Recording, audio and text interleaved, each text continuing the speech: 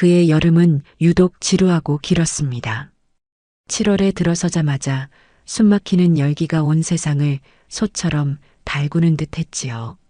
창문을 열면 뜨거운 바람이, 닫으면 답답한 공기가 집안을 채웠습니다.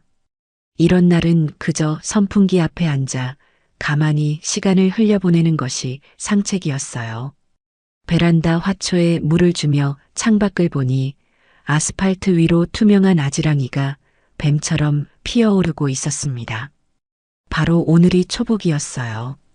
예전 같았으면 이맘때 삼계탕용 닭이라도 한 마리 사다가 푹 고아 아들 내외를 불렀을 텐데 이제는 기력이 예전 같지 않다는 핑계로 조용히 넘기곤 했습니다. 사실은 핑계가 아니라 불러도 제 시간에 오지 않거나 온갖 트집을 잡는 며느리 김아정의 얼굴을 보기가 싫었던 탓이 더 컸지요. 그렇게 혼자 무기력하게 오전 시간을 보내고 있을 때였어요. 요란하게 울리는 전화벨 소리에 깜짝 놀라 수화기를 들었습니다. 며느리였습니다.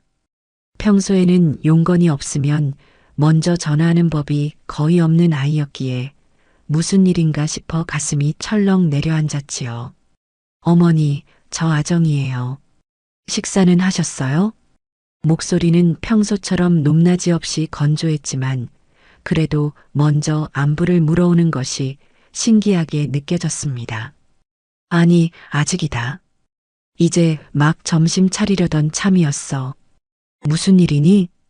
다름이 아니라 오늘 초복이잖아요. 그래서 우석 씨랑 얘기했는데 어머니 맛있는 거 사드리려고요. 이 근처에 엄청 유명한 토종닭 삼계탕 집이 있대요. 제가 모시고 갈 테니 12시까지 준비하고 계세요. 순간 제 귀를 의심했습니다. 며느리의 입에서 저런 살가운 소리가 나오다니 해가 서쪽에서 뜨려는 걸까요? 늘 제가 먼저 연락해야 마지못해 대답하고 무언가를 해줘도 고맙다는 말 한마디 제대로 하지 않던 아이였습니다.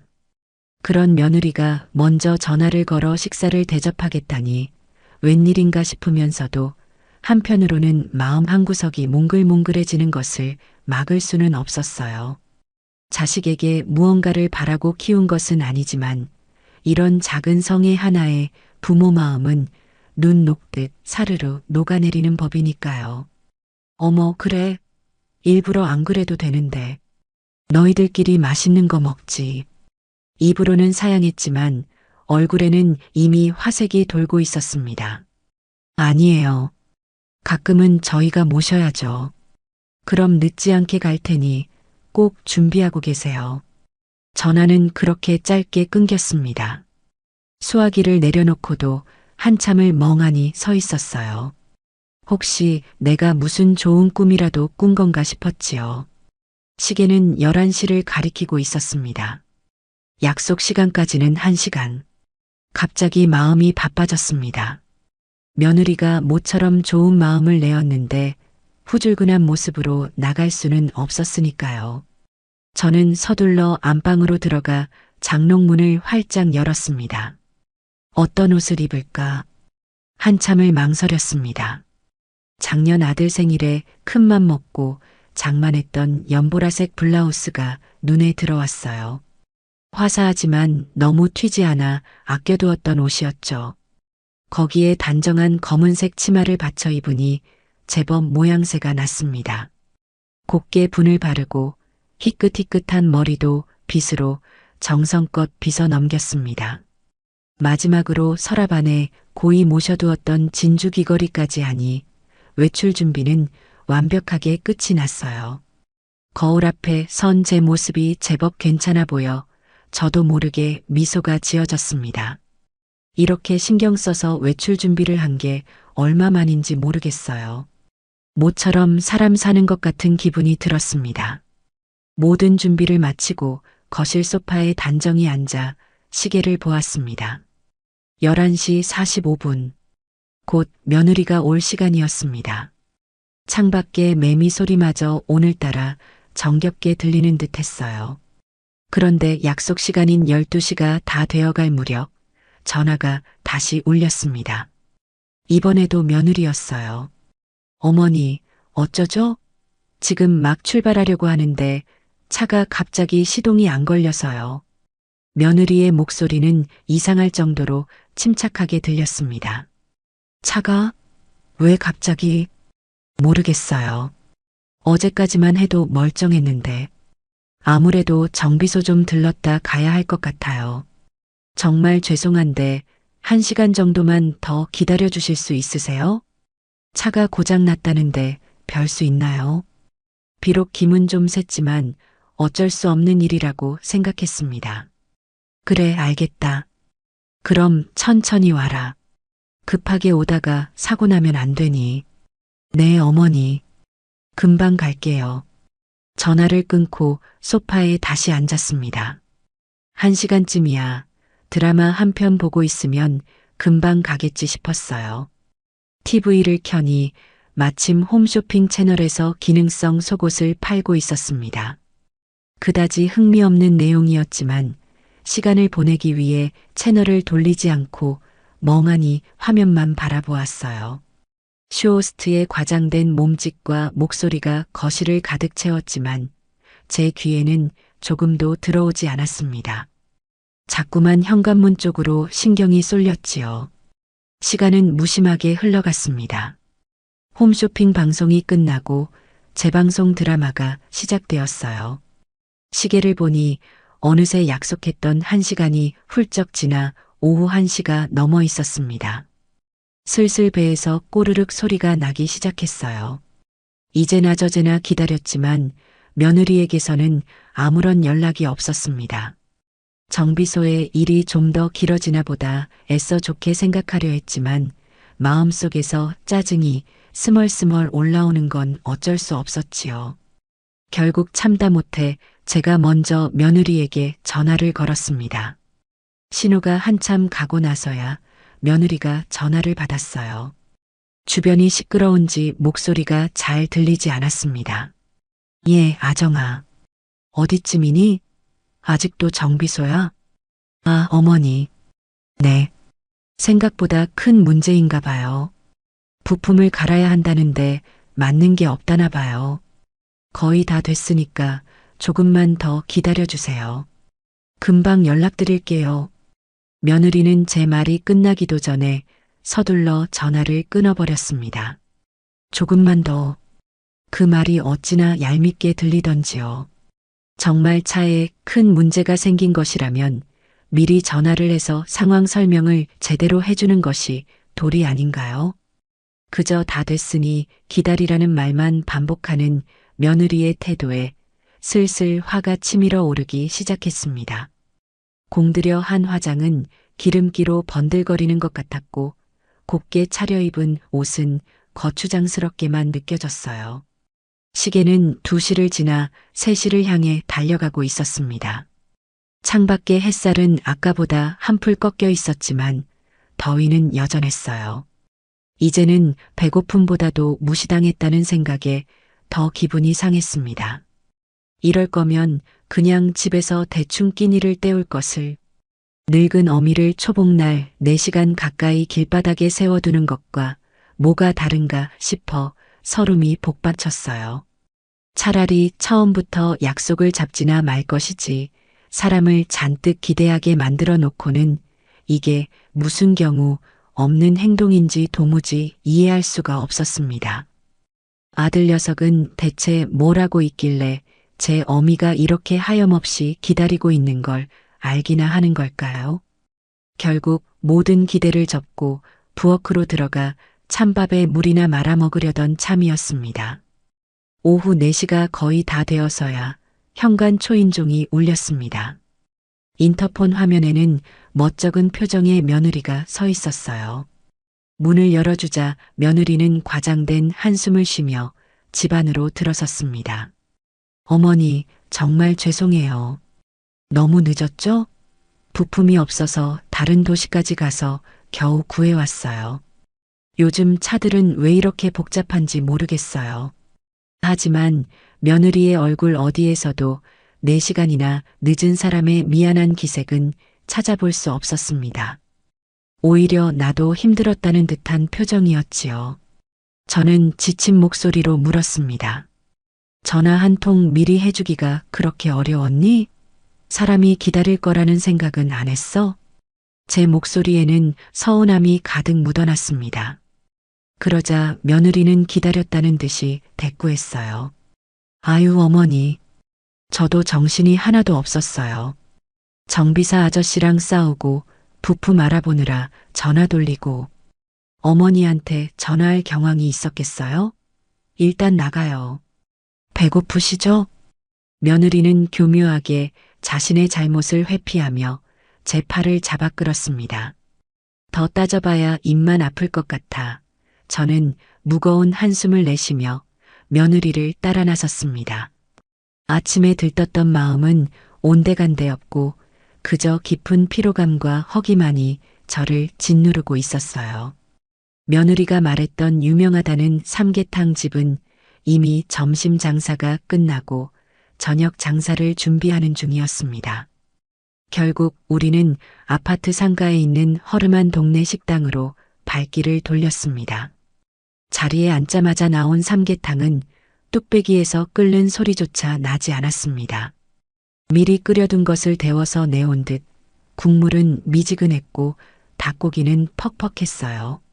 아침부터 기대했던 초복날의 특별한 식사는 그렇게 초라하게 차려졌습니다. 며느리는 피곤하다며 숟가락을 드는 둥마는 둥하더니 이내 스마트폰만 들여다보기 시작했어요. 간간히 저를 보며 어머니, 맛이 괜찮으세요? 하고 묻기는 했지만 그 말투에는 어떤 진심도 담겨 있지 않았습니다. 그저 이 귀찮은 시간을 빨리 끝내고 싶다는 기색이 역력했지요.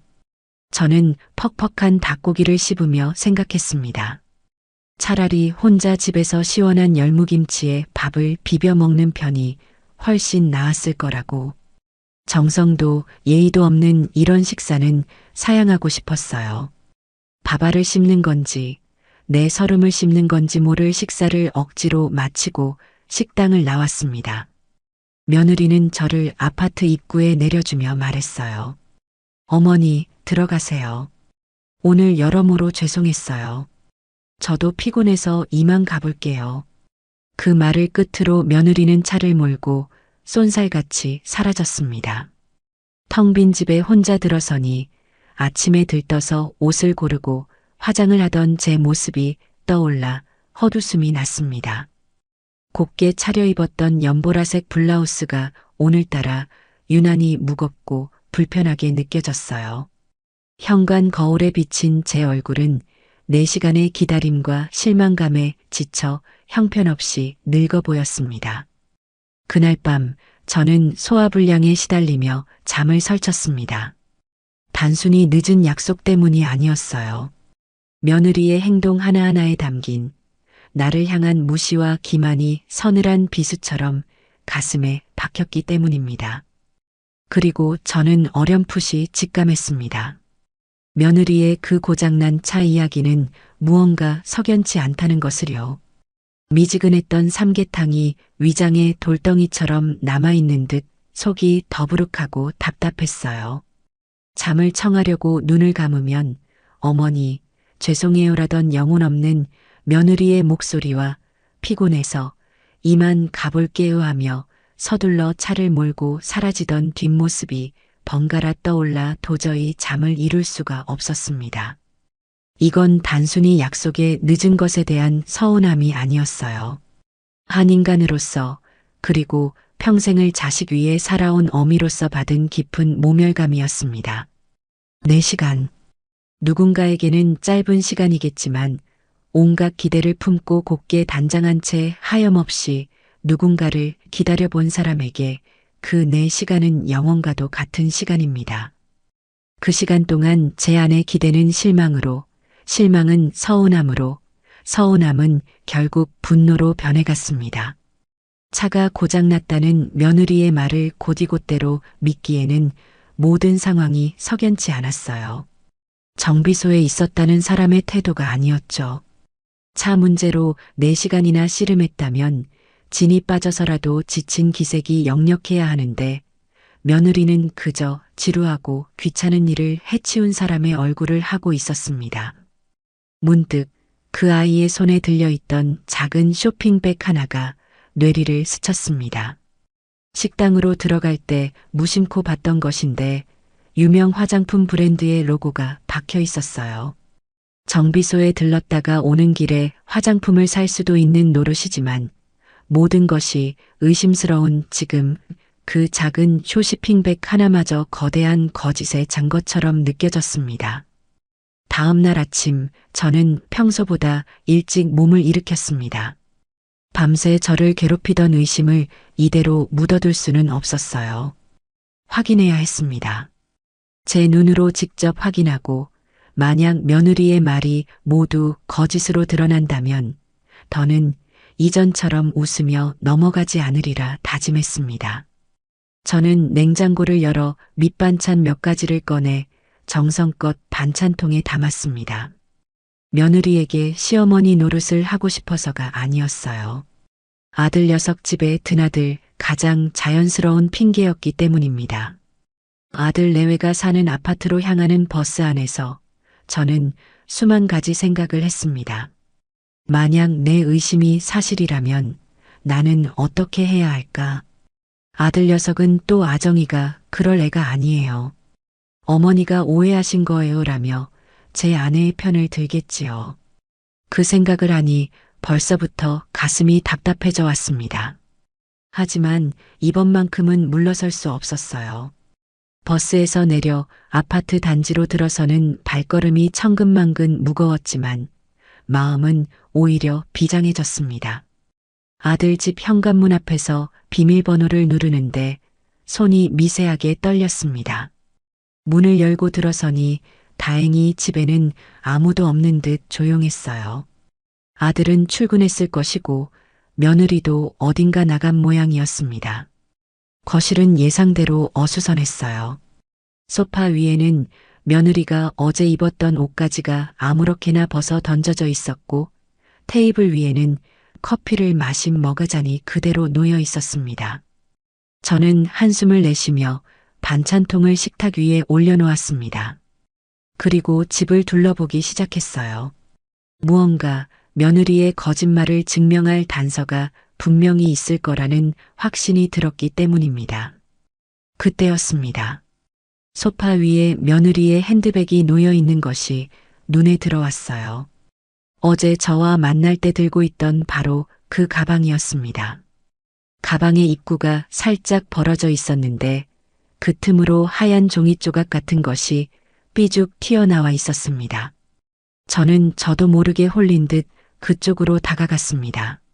남의 가방을 뒤지는 것은 결코 옳은 행동이 아니라는 것을 알았지만 진실을 알고자 하는 욕망이 이성을 눌렀습니다.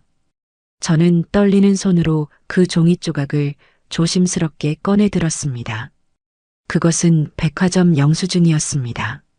심장이 쿵 하고 바닥으로 떨어지는 것 같았어요. 영수증 상단에는 제가 사는 도시에서 가장 크고 화려한 스타 백화점의 이름이 선명하게 찍혀 있었습니다. 그리고 그 아래 제 눈을 의심하게 만드는 내용이 적혀 있었지요. 7월 23일 오후 1시 32분. 바로 전날 제가 며느리를 기다리며 속을 태우던 바로 그 시간이었습니다.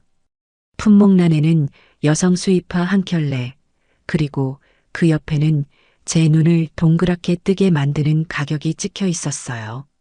아들 녀석의 월급으로는 몇 날 며칠을 꼬박 모아야 살 수 있을 법한 금액이었습니다.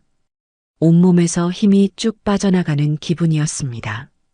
차가 고장나 정비소에 있었다던 그 시간에 며느리는 유유히 백화점에서 수십만 원짜리 구두를 쇼핑하고 있었던 겁니다. 저는 영수증을 쥔 채 한참을 그 자리에 망연자실 서 있었습니다. 배신감에 눈앞이 캄캄해지고 헛웃음이 터져 나왔어요. 김아정. 너는 나를 정말 바보로 아는구나. 저녁 무렵 저는 다시 아들 집을 찾았습니다. 이번에는 아들 녀석과 단판을 짓기 위해서였죠. 제가 다시 온 것을 보고 의아해하는 아들에게 저는 아무 말 없이 식탁 의자에 앉았습니다. 그리고 낮에 확보해둔 영수증을 테이블 위에 조용히 올려놓았어요. 이게 뭐예요, 어머니? 아들 우석이가 영수증을 집어들며 물었습니다. 영수증 내용을 확인한 아들의 얼굴이 순간 굳어지는 것을 저는 똑똑히 보았습니다. 어제 내 아내가 차가 고장나서 4시간이나 늦었다고 하더구나. 그런데 이게 왜 여기서 나오는지 엄마는 도무지 이해가 안 가서 말이다. 제 목소리는 낮고 차분했지만 그 안에는 서슬퍼런 분노가 담겨 있었습니다. 아들은 당황한 기색이 역력했어요. 눈동자를 이리저리 굴리며 변명거리를 찾는 듯 했습니다. 아, 이거요. 이건 그러니까 정비소 갔다가 수리가 다 끝나고 집에 오는 길에 백화점에 잠깐 들렀나 보죠. 필요한 게 있었겠죠. 어설픈 변명이었습니다. 저는 아들의 눈을 똑바로 쳐다보며 물었습니다. 우석아, 너는 그 말이 사실이라고 생각하니? 차에 큰 문제가 생겨서 4시간이나 수리를 한 사람이 집에 와서 쉴 생각은 안 하고 백화점에 들러 명품 구두를 살 정신이 있었을까? 그것도 너의 어미를 그렇게 기다리게 해놓고? 어머니, 왜 그렇게 아정이를 의심하세요? 걔가 그럴 애 아니라는 거 어머니도 아시잖아요. 피곤한데도 어머니 모시려고 그런 건데 좋게 좀 생각해 주세요. 역시나 아들은 제 아내를 감싸고 돌았습니다. 그럴 애가 아니다. 제가 지난 몇 년간 얼마나 많이 들어왔던 말인지 모릅니다. 며느리가 저에게 무례하게 굴 때마다, 약속을 어길 때마다 아들은 늘 저 말로 상황을 덮으려고만 했어요. 아들의 우유부단함과 무책임함에 가슴속에서 천불이 났습니다. 됐다. 너랑은 더 이상 할 말이 없구나. 내 눈에는 내 아내의 거짓말은 보이지 않고 어미의 속 타는 마음만 의심으로 보이는 게지. 저는 자리에서 일어났습니다. 아들은 제 뒤에서 어머니, 오해해요. 제발요. 라고 외쳤지만 저는 뒤도 돌아보지 않고 집을 나섰습니다. 아파트 복도를 걸어 나오는데 눈물이 핑 돌았습니다. 며느리에 대한 배신감보다 내 아들이 저렇게까지 어리석고 나약한 사람이 되어버렸다는 사실이 더 슬펐습니다. 집으로 돌아온 저는 멍하니 소파에 앉아 있었습니다. 영수증만으로는 저 모자를 설득할 수 없다는 것을 깨달았어요. 그들은 어떻게든 다른 변명을 만들어내며 진실을 외면할 테지요. 더 확실한 그들이 결코 빠져나갈 수 없는 증거가 필요했습니다. 그때 문득 며느리가 틈만 나면 들여다보던 스마트폰이 생각났어요. 그 아이는 자신의 일상을 과시하듯 SNS라는 곳에 올리는 것을 좋아했습니다. 혹시나 하는 마음에 저는 서랍에서 거의 쓰지 않던 스마트폰을 꺼내 들었습니다. 몇 년 전 아들이 억지로 만들어준 SNS 계정이 있었어요. 사용법이 복잡해서 거의 들여다보지 않았지만 며느리와 친구 관계는 맺어져 있었습니다. 손가락으로 화면을 몇 번이나 더듬고 나서야 겨우 며느리의 페이지를 찾아 들어갈 수 있었습니다. 그리고 그곳에서 저는 제 심장이 멎는 것 같은 충격적인 장면을 목격하고야 말았습니다. 며느리의 페이지 가장 위쪽에 바로 어제 오후에 올라온 사진 한 장이 있었습니다.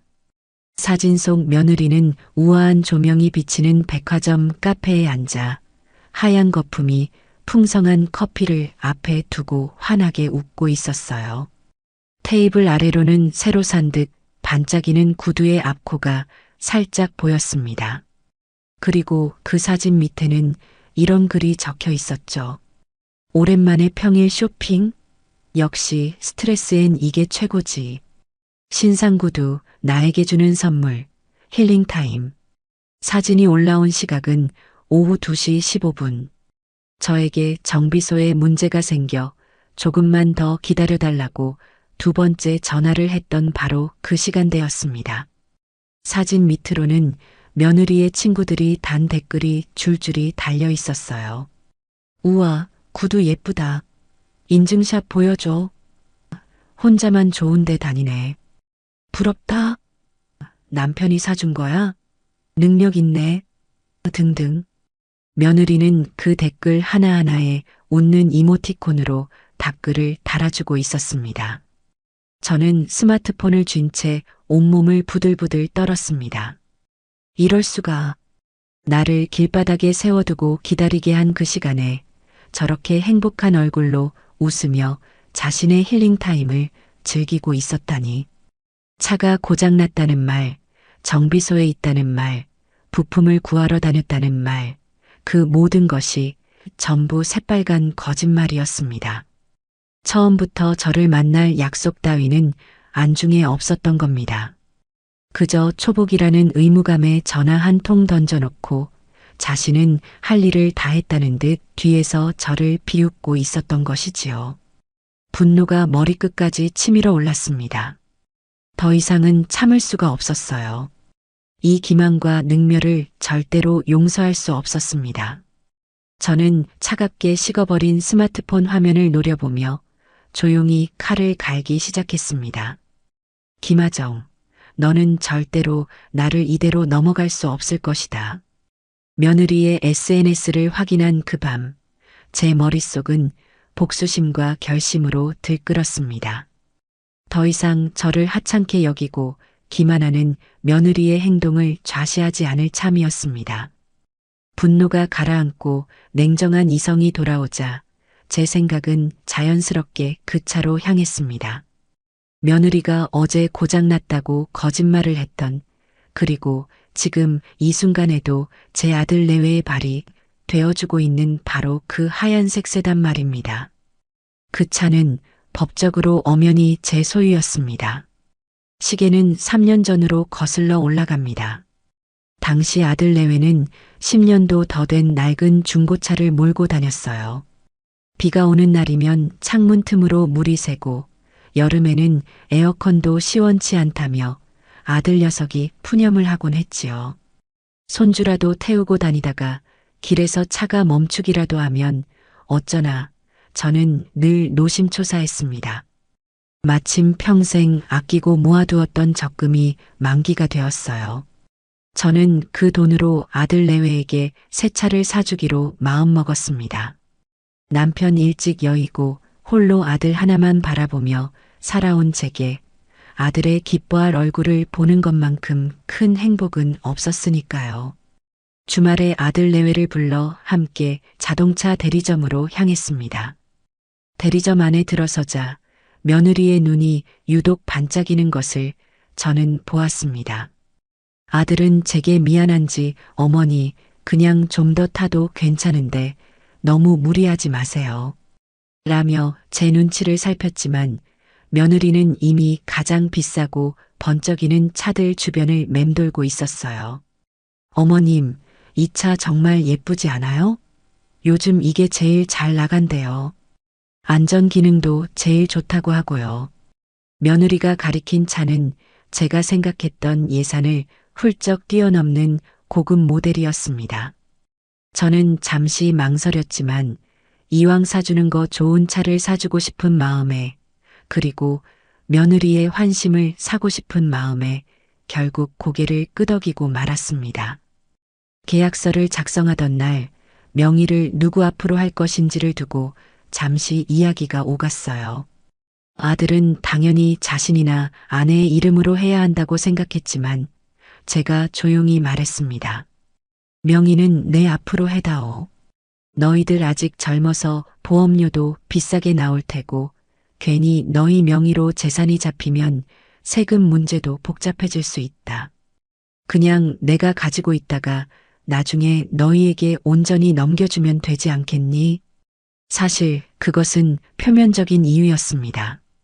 제 마음 깊은 곳에는 혹시라도 저 아이들이 이 차를 담보로 딴 생각을 하거나 저와 아들의 관계를 소홀히 할 경우를 대비한 마지막 안전장치 같은 것이었습니다. 제 명의로 해두면 적어도 그 차에 관한 한 최종 결정권은 저에게 있으리라는 계산이었죠. 며느리는 잠시 못마땅한 표정을 짓는 듯 했지만 수천만 원짜리 새 차가 눈앞에 있는데 감히 반대하지는 못했습니다. 그저 네, 어머님 뜻이 그러시다면요. 저희가 잘 관리하겠습니다. 라며 상냥하게 웃어 보일 뿐이었어요. 그날 차를 건네받고 아이처럼 기뻐하며 운전석에 앉던 며느리의 얼굴이 아직도 눈에 선합니다. 그 차가 이제는 며느리의 거짓말을 심판할 도구가 되리라고는 그땐 상상조차 하지 못했습니다. 다시 현재로 돌아와 저는 결심을 굳혔습니다. 그 차를 팔아버려야겠다고요. 며느리에게서 가장 소중하고 편리한 것을 빼앗아 자신이 저지른 행동의 대가가 얼마나 뼈아픈지 깨닫게 해주고 싶었습니다. 하지만 그 전에 제게는 확실한 물증이 더 필요했어요. SNS 사진과 영수증만으로는 아들 녀석의 입을 막고 며느리의 거짓말을 만천하에 드러내기에는 부족할 수 있었습니다. 그들은 사진은 예전에 찍은 것을 올린 것이라거나 영수증은 다른 사람이 산 것을 우연히 가방에 넣은 것이라는 식으로 또다시 발뺌을 할지도 모릅니다. 저는 그들의 모든 퇴로를 완벽하게 차단할 움직일 수 없는 증거를 손에 넣어야 했습니다. 바로 블랙박스였어요. 자동차의 블랙박스에는 주행 영상뿐만 아니라 차 안의 소리까지 고스란히 녹음된다는 사실을 저는 알고 있었습니다. 만약 며느리가 어제 차 안에서 누군가와 통화를 하거나 혼잣말이라도 했다면 그 모든 것이 기록되어 있을 터였습니다. 문제는 어떻게 그 블랙박스 메모리 칩을 손에 넣느냐는 것이었죠. 대놓고 달라고 할 수는 없는 노릇이었습니다. 또다시 머리를 써야 했습니다. 저는 다음 날 아들에게 전화를 걸었습니다. 일부러 한껏 기운 없는 목소리를 꾸며냈지요. 웃어가 엄마야. 다름이 아니라 혹시 지난번에 너희 차 탔을 때 내가 조수석 수납함에 뭘 넣어두지 않았나 싶어서. 네, 모료 어머니? 내 오래된 부채 말이다. 손때 묻어서 아끼는 건데 아무리 찾아도 안 보이네. 혹시 거기 있나 해서. 너 출근하고 없을 때 내가 예비키로 문만 열고 그것만 좀 찾아가면 안 될까? 제가 만들어낸 거짓말은 아주 그럴듯했습니다. 실제로 저는 여름이면 늘 작은 대나무 부채를 들고 다녔으니까요. 아들은 아무런 의심 없이 대답했습니다. 아, 그러세요? 알겠습니다. 그럼 그렇게 하세요. 아정이는 아마 오전에 필라테스 간다고 했으니 그 시간에 다녀오시면 되겠네요. 모든 것이 제 계획대로 순조롭게 진행되고 있었습니다. 저는 아들이 말해준 시간에 맞춰 다시 아파트 주차장으로 향했습니다. 손에는 예비 자동차 키가 들려 있었어요. 주차장에 세워진 하얀색 세단을 보니 온갖 감정이 교차했습니다. 저 차를 사주며 기뻐했던 과거의 저와 이제 그 차를 이용해 복수를 계획하는 현재의 제가 겹쳐 보였습니다. 저는 심호흡을 한번 하고 차 문을 열었습니다. 차 안은 며느리가 좋아하는 방향제 냄새로 가득했어요. 저는 약속대로 조수석 수납함을 열어 잠시 뒤적이는 척했습니다. 그리고는 재빨리 룸미러 뒤편에 붙어 있는 블랙박스를 찾아냈습니다. 기계치인 제가 다루기에는 조금 복잡해 보였지만 옆에 있는 작은 틈을 손톱으로 열자 SD카드라고 불리는 손톱만 한 메모리 칩이 톡 하고 튀어나왔어요. 저는 그것을 손수건에 고이 싸서 주머니 깊숙이 넣었습니다. 심장이 미친 듯이 뛰었지만 얼굴은 최대한 평온함을 유지하려고 애썼습니다. 차 문을 잠그고 주차장을 빠져나오는 내내 저는 누구에게도 들키지 않으려는 스파이라도 된 것 같은 기분이었습니다. 집으로 돌아온 저는 곧장 서재로 들어가 먼지가 뽀얗게 쌓인 낡은 노트북을 켰습니다. 아들이 대학생 때 쓰다가 버려두고 간 것이었죠. 노트북을 켜고 메모리 칩을 연결하는 짧은 순간이 영원처럼 느껴졌습니다. 화면에 여러 개의 영상 파일이 나타났어요. 저는 떨리는 손으로 마우스를 움직여 그날 날짜가 찍힌 파일들을 찾았습니다. 그리고 가장 먼저 며느리가 집을 나섰을 오전 시간대의 파일을 클릭했습니다. 화면이 켜지자 익숙한 아파트 주차장 풍경이 나타났습니다. 잠시 후 며느리가 운전석에 올라타는 소리가 들렸고 차가 부드럽게 출발했어요. 저는 숨을 죽이고 화면과 스피커에 모든 신경을 집중했습니다. 차는 제 예상대로 정비소가 아닌 시내 중심가에 있는 스타 백화점 방향으로 향하고 있었습니다. 그리고 주차장으로 들어선 지 얼마 지나지 않아 며느리가 누군가와 통화를 시작했습니다. 스피커를 통해 흘러나오는 며느리의 목소리는 제가 평소에 듣던 건조한 톤이 아니라 한껏 교태롭고 명랑한 목소리였어요. 지영아. 나 지금 백화점 도착했어. 너는 어디야? 아, 벌써 와 있어? 알았어. 1층 명품관 앞으로 갈게. 응, 끊어. 친구와의 약속이었습니다. 저는 입술을 깨물었습니다. 잠시 후 주차를 마친 며느리가 차에서 내렸고 영상은 한동안 주차장의 풍경만 비추고 있었습니다. 저는 시간을 건너뛰어 며느리가 다시 차에 타는 시점의 파일을 재생했습니다. 오후 3시 30분경이었어요. 쇼핑백을 여러 개 든 며느리가 조수석에 짐을 던져놓고 운전석에 앉는 소리가 들렸습니다. 그리고 다시 친구와 통화를 시작했어요. 바로 이 부분이었습니다. 제가 찾던 결정적인 증거가 담겨 있을 바로 그 순간 말입니다. 아, 진짜 오늘 쇼핑 대박이었어. 스트레스 확 풀리네. 구두 완전 마음에 들어. 응? 시어머니? 아, 맞다. 나 오늘 시어머니랑 점심 약속 있었지. 며느리는 까맣게 잊고 있었다는 듯이 말하며 웃음을 터뜨렸습니다. 몰라. 아침에 전화해서 초복이라고 삼계탕 사달라길래 알았다고 하고 그냥 나왔지. 지금쯤 목 빠지게 기다리고 계실걸? 어떡하냐고? 뭘 어떡해. 차 고장 났다고 뻥쳤지. 늙으면 입맛만 살아가지고 유난이야 정말. 한 4시간 기다리게 했다가 그냥 동네 식당 가서 대충 사드리면 되겠지 뭐. 우리 우석 씨? 그 사람은 내가 하자는 대로 다 해. 엄마한테는 꼼짝도 못하면서 마누라 말은 하늘처럼 알거든. 아무튼 나 이제 시어머니한테 가봐야 하니까 먼저 끊는다. 주말에 또 봐. 통화 내용이 끝나는 순간 저는 온몸의 피가 차갑게 식는 것을 느꼈습니다. 스피커를 통해 흘러나온 며느리의 목소리는 제 심장을 난도질하는 칼날과도 같았어요. 저를 향한 조롱과 멸시, 그리고 제 아들을 조종하며 우습게 여기는 그 태도까지 모든 것이 제 상상 이상이었습니다. 그 아이는 저를 그리고 제 아들을 완벽하게 기만하고 있었습니다. 저는 조용히 노트북을 덮었습니다. 더 이상 망설일 필요가 없었어요. 제 손에는 이제 그 누구도 부인할 수 없는 완벽한 증거가 들려 있었습니다. 분노는 가라앉고 그 자리에는 강철처럼 차갑고 단단한 결심만이 남았습니다.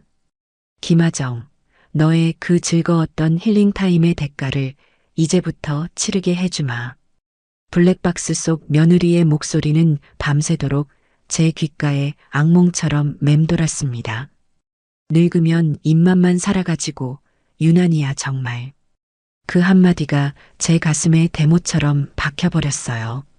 평생을 자식 뒷바라지하며 달아버린 내 인생이 고작 며느리의 그런 경멸 어린 한마디로 재단되는 것 같아 참을 수 없는 슬픔과 분노가 동시에 치밀었습니다. 이번 초복 사건은 단순한 해프닝이 아니었어요. 그것은 지난 몇 년간 골마 터지기 직전이었던 상처를 건드린 기폭제였습니다. 그날 밤 저는 뜬 눈으로 앉아 며느리 김아정이 제게 주었던 수많은 상처들을 하나하나 끄집어냈습니다. 마치 오래된 서랍을 열어 먼지 쌓인 물건들을 확인하듯 잊고 싶었던 기억들이 선명하게 되살아났습니다. 가장 먼저 떠오른 것은 작년 제 생일의 기억이었습니다. 67번째 생일이었죠. 저는 그날 새벽부터 일어나 미역국을 끓이고 아들이 좋아하는 갈비찜과 며느리가 가끔 먹는 척이라도 했던 잡채를 만들었습니다. 혼자 사는 늙은이의 생일이라고 초라하게 보내고 싶지는 않았어요. 모처럼 아들 내외와 함께 둘러앉아 따뜻한 밥 한 끼 먹고 싶었을 뿐입니다. 아침에 아들에게 전화를 걸어 저녁에 오라고 하니 며느리가 옆에서 전화를 빼앗아 들고 말하더군요. 어머니, 생신 축하드려요. 그런데 저희 오늘 저녁에 중요한 선약이 있는데 어쩌죠? 최대한 빨리 마치고 가보긴 할게요. 한 8시쯤? 목소리에는 미안함보다 귀찮음이 더 많이 묻어 있었습니다. 저는 서운했지만 애써 괜찮은 척 말했어요. 그래, 일 있으면 어쩔 수 없지. 그럼 조심히 있다가 오너라. 하지만 온종일 제 마음은 불편했습니다. 상다리가 휘어지게 차린 음식들은 식어갔고 시계는 7시, 8시를 지나 9시를 향하고 있었어요. 며느리가 말한 8시가 훌쩍 지났지만 아들 내외는 코빼기도 보이지 않았습니다. 결국 9시 반이 넘어서야 현관문이 열리고 술이 거나하게 취한 아들 내외가 들어섰습니다. 며느리의 손에는 작은 케이크 상자 하나가 달랑 들려 있었죠. 어머니, 늦어서 죄송해요. 친구 부부가 갑자기 보자고 해서요. 거절할 수가 없는 자리라서요. 그들의 몸에서는 비싼 와인 냄새와 음식 냄새가 진동을 했습니다. 제가 차린 음식을 보며 며느리는 과장되게 말했어요. 어머니, 이걸 다 하셨어요? 저희는 밖에서 너무 많이 먹고 와서 배가 하나도 안 고픈데 어떡하죠? 케이크만 하고 가면 안 될까요? 그 순간 저는 제 앞에 차려진 음식들이 아니라 제 마음이 버려진 것 같은 기분이었습니다. 아들은 어쩔 줄 몰라 하며 제 눈치만 살피고 있었고 며느리는 이미 소파에 앉아 피곤하다며 하품을 하고 있었어요. 결국 그날 생일 축하 노래는 부르지도 못했습니다.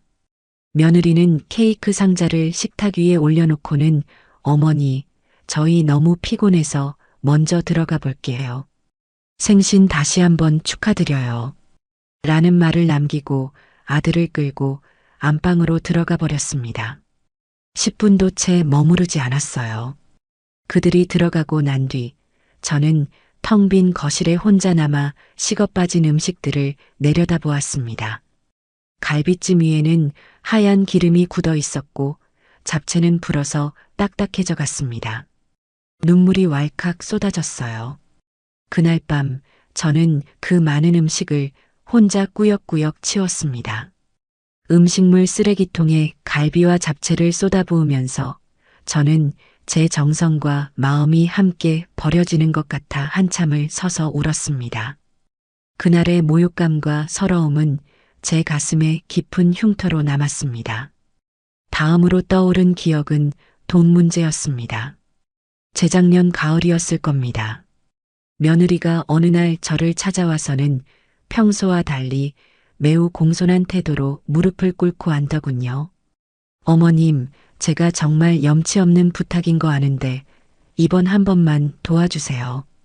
이야기인즉슨 아주 확실한 투자 정보가 있는데 당장 목돈이 조금 부족하다는 것이었습니다.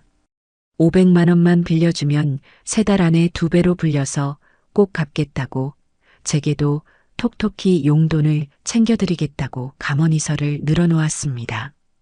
저는 평생 투기 같은 건 모르고 살았기에 미심쩍었지만 아들의 아내가 저렇게까지 간절하게 부탁하는데 매정하게 거절할 수가 없었어요. 결국 저는 딸 자식 시집 보낼 때 쓰려고 묻어두었던 비상금을 깨서 500만 원을 며느리의 통장으로 붙여주었습니다. 하지만 약속했던 석 달이 지나고 6달이 지나도록 며느리에게서는 아무런 소식이 없었습니다. 제가 먼저 조심스럽게 돈 이야기를 꺼내자 며느리는 언제 그랬냐는 듯 뻔뻔한 얼굴로 저를 대했습니다. 아, 그 돈이요? 어머니, 그거 그냥 저희 주신 거 아니었어요? 설마 그걸 진짜 갚으라고 빌려주셨을 리가요. 저희 형편 뻔히 아시면서 너무하세요. 저는 기가 막혀서 말이 나오지 않았습니다. 빌려달라고 애원하던 사람이 이제 와서는 제가 마치 악독한 빚쟁이라도 된 것처럼 저를 몰아세웠습니다.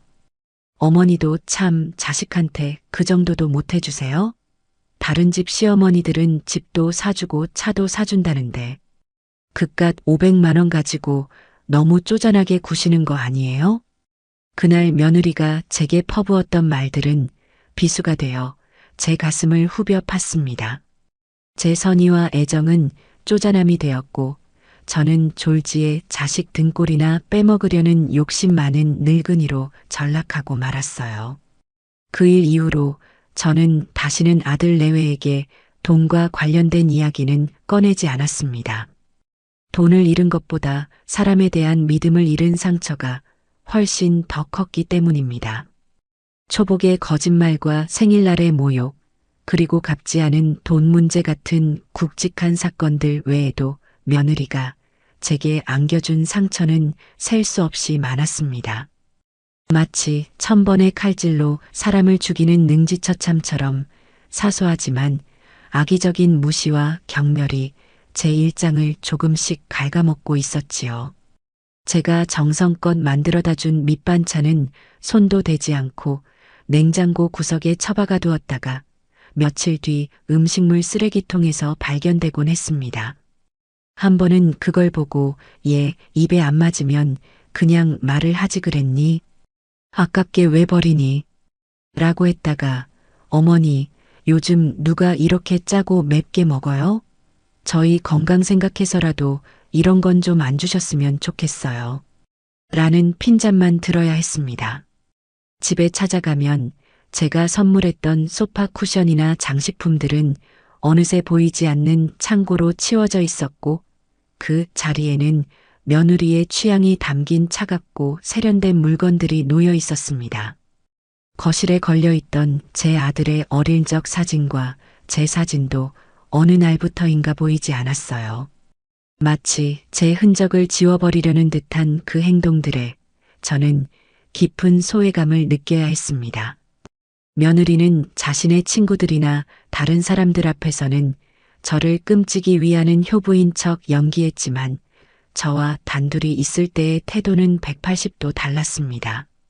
제가 입고 있는 옷을 보며 어머니, 그런 옷은 어디 동대문 시장에서 사셨어요? 좀 세련되게 입으세요. 라며 아무렇지 않게 타박을 주었고 제가 사는 낡은 아파트를 보며 이런 데는 보안도 잘 안 될 텐데 무섭지 않으세요? 라며 은근히 저를 깎아내렸습니다. 그 모든 말과 행동 속에는 당신과 나는 사는 수준이 다르다는 오만함이 깊게 배어 있었습니다. 밤이 깊어갈수록 과거의 기억들은 더욱 선명해졌습니다. 그리고 그 기억의 끝에서 저는 깨달았습니다. 초복의 4시간은 그저 며느리의 수많은 거짓말과 기만 중 가장 최근의 것일 뿐이라는 사실을요. 그동안 저는 아들을 생각해 가정이 시끄러워지는 것이 싫어 참고 또 참아왔습니다. 내리사랑이라고 언젠가는 저 아이도 철이 들겠지 하고 스스로를 위로했습니다. 하지만 그것은 어리석은 기대였습니다. 제 침묵과 인내는 며느리에게 이래도 괜찮다는 확신만 심어주었을 뿐입니다. 동쪽 창문이 희미하게 밝아올 무렵 저는 자리에서 일어났습니다. 밤새도록 과거의 상처들을 곱씹는 동안 제 안의 슬픔과 분노는 마침내 차가운 강철 같은 결의로 변해 있었습니다. 더 이상 당하고만 있지 않겠다. 더 이상 참고만 살지 않겠다. 내가 겪은 모욕과 서름을 저 오만한 며느리에게 몇 배로 돌려주리라. 저는 조용히 전화기를 들었습니다. 그리고 평소 알고 지내던 중고차 매매상 박 사장의 번호를 눌렀습니다. 이제 게임을 시작할 시간이었습니다. 밤새 끓어오르던 분노가 동틀 무렵에는 오히려 맑고 차가운 강물처럼 제 안에 고요히 자리 잡았습니다. 더 이상 감정에 휘둘리지 않았어요. 슬픔이나 배신감 같은 무른 감정들은 모두 밤의 어둠 속으로 밀어내고 이제 제게 남은 것은 오직 하나 실행뿐이었습니다. 저는 잠을 설친 사람답지 않게 몸을 가뿐하게 일으켰습니다. 부엌으로 원두를 갈아 진하게 커피를 내렸어요. 씁쓸하고 뜨거운 액체가 목구멍을 타고 넘어가는 순간 정신이 번쩍 드는 것 같았습니다. 그래, 이제부터 시작이다. 저는 서재로 들어가 수첩을 꺼내 들었습니다. 그리고 가장 먼저 박 사장이라고 적고 그 옆에 전화번호를 옮겨 적었죠. 박 사장은 10수년 전 남편이 타던 낡은 차를 처분할 때 알게 된 중고차 매매상이었습니다. 정직하고 일 처리가 깔끔해서 좋은 기억으로 남아 있었어요. 저는 잠시의 망설임도 없이 수화기를 들어 그의 번호를 눌렀습니다. 아침 이른 시간이지만 그는 분명 전화를 받을 거라고 생각했어요. 신호가 3번쯤 울렸을까 잠이 덜 깬 듯한 목소리가 들려왔습니다. 여보세요. 박 사장, 나 조인숙이요. 기억하겠소? 제 이름을 듣자 상대방의 목소리가 금세 활기를 띠었습니다. 아이고, 사모님. 제가 사모님을 어떻게 잊겠습니까? 정말 오랜만입니다. 이른 아침부터 어쩐 일이세요? 별일 없으시고요? 나는 잘 지내요. 다름이 아니라 차를 한 대 팔아야겠소. 저는 서두 없이 바로 본론으로 들어갔습니다. 제 단호한 말투에 박 사장도 잠시 놀란 듯 했지만 이내 직업 정신을 발휘하며 차분하게 물었습니다. 차를 파신다고요? 어떤 차 말씀이십니까? 사모님 차는 오래전에 저희가 매입했었는데요. 내 차가 아니고 내 명의로 된 다른 차요. 3년 전에 뽑은 국산 세단인데 흰색이요. 주행거리도 얼마 안 되고 비흡연 차량이라 상태는 아주 깨끗할 거요. 차종과 연식을 말해주자 박 사장은 금방 시세를 아는 듯 했습니다. 아, 그 차종이면 요즘 인기가 아주 좋습니다. 가격도 잘 받을 수 있고요. 그런데 갑자기 왜 파시려는 겁니까? 혹시 무슨 급한 일이라도 있으세요? 박 사장의 질문에는 순수한 호기심이 담겨 있었지만 저는 제 속내를 드러내고 싶지 않았습니다. 저는 목소리를 한층 더 낮추고 단호하게 말했죠. 그건 내 개인적인 사정이니 묻지 말고 일만 잘 처리해 주시오. 거래는 최대한 신속하고 조용하게 하고 싶소? 내일 당장 와서 차를 가져갈 수 있겠소? 제 목소리에 담긴 강경함을 느꼈는지 박 사장은 더 이상 묻지 않았습니다. 네, 사모님. 알겠습니다. 내일 오전에 바로 사람 보내겠습니다. 차는 어디로 가면 됩니까? 주소는 문자로 보내주겠소. 아들 녀석이 사는 아파트 주차장이요. 내가 아들에게 말해둘 테니 내일 오전 10시까지 가서 차 키를 받으시오. 네, 그렇게 하겠습니다. 그럼 차량 등록증이랑 사모님 인감증명서, 자동차세 완납증명서가 필요합니다. 서류만 준비해 주시면 나머지는 저희가 알아서 다 처리하겠습니다. 서류는 내가 가지고 있소. 당신이 차를 확인하고 매입 가격을 제시하면 내가 동의하는 즉시 퀵으로 서류를 보내주겠소. 입금부터 확인되어야 하오. 무슨 말인지 알겠지? 제 방식은 일반적인 중고차 거래 절차와는 조금 달랐지만 박 사장은 군말 없이 받아들였습니다. 저와 그 사이에는 이미 오래된 신뢰가 있었고 제 목소리는 그 어떤 의심도 허용하지 않았으니까요. 전화를 끊고 나니 큰 산 하나를 넘은 기분이었습니다. 계획의 첫 단추가 완벽하게 꿰어졌어요. 다음으로 할 일은 서류를 챙기는 것이었습니다. 저는 안방으로 들어가 장롱 아래 깊숙한 곳에 있는 낡은 오동나무 서랍장을 열었습니다. 이 서랍장은 제가 시집 올 때 친정어머니가 손수 짜주신 혼수 가구였어요. 그 안에는 제 인생의 희로애락이 담긴 온갖 문서들이 잠들어 있었습니다. 남편과의 혼인신고서, 아들의 출생증명서, 남편의 사망진단서, 그리고 제가 평생 모은 재산 목록까지. 저는 그 중에서도 가장 안쪽에 보관해둔 파란색 파일 홀더를 꺼내 들었습니다. 자동차 관련 서류라고 쓴 견출지가 붙어 있었죠. 파일을 열자 3년 전의 기억이 먼지처럼 피어올랐습니다. 가장 위에는 빳빳한 재질의 자동차 등록증이 있었어요. 소유자란에 조인숙이라고 선명하게 박힌 제 이름을 보니 만감이 교차했습니다. 그때만 해도 이 차가 아들 내외의 삶을 더 윤택하게 만들어줄 거라 믿어 의심치 않았습니다. 며느리가 이 차를 몰고 나를 기만하는 도구로 사용할 줄은 꿈에도 몰랐지요. 저는 등록증을 가만히 쓸어보았습니다. 이것은 단순히 차의 소유를 증명하는 종이가 아니었어요. 그것은 제 선의의 증거이자 이제는 제 권리를 되찾을 무기였습니다. 등록증 밑에는 자동차 보험증권과 얼마 전에 납부한 자동차세 영수증이 가지런히 놓여 있었습니다. 그리고 가장 아래에는 며칠 전 동사무소에 가서 미리 발급받아둔 인감증명서가 들어 있었죠. 사실 며느리의 SNS를 확인하기 전부터 저는 막연하게 이 관계를 어떻게든 정리해야 한다고 생각하며 준비를 하고 있었는지도 모릅니다. 모든 서류가 완벽하게 준비되어 있었어요. 저는 서류들을 투명한 비닐 파일에 다시 한번 넣고 내일 퀵으로 보낼 수 있도록 쇼핑백에 담아 현관 옆에 두었습니다. 그 행위 하나하나에 제 결심을 다지는 의식을 치르는 듯한 경건함이 깃들어 있었습니다.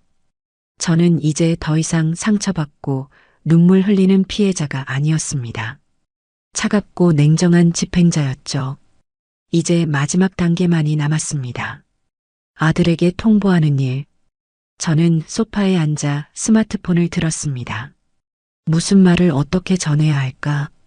길게 설명할 필요는 없었어요. 감정을 드러내는 것은 하수나 하는 짓입니다. 가장 짧고 가장 건조하며 가장 의아하게 만드는 것. 그것이 제가 선택한 방식이었습니다.